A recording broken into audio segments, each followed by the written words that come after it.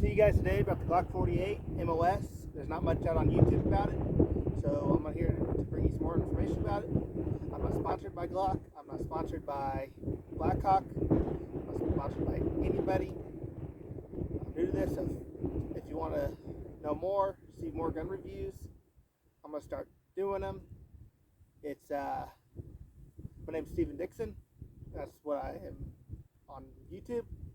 Don't have a name yet for what I should do, but I am going to shoot some groups, in my opinion, with some reload rounds of 115 grain tight hydrogen tight group with CCI primers, and with the Glock 48 MOS holosun 507K C2.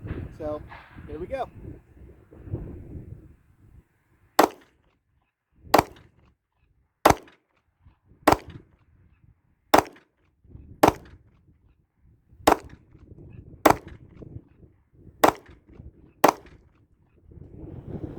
See, that red dot, it helps.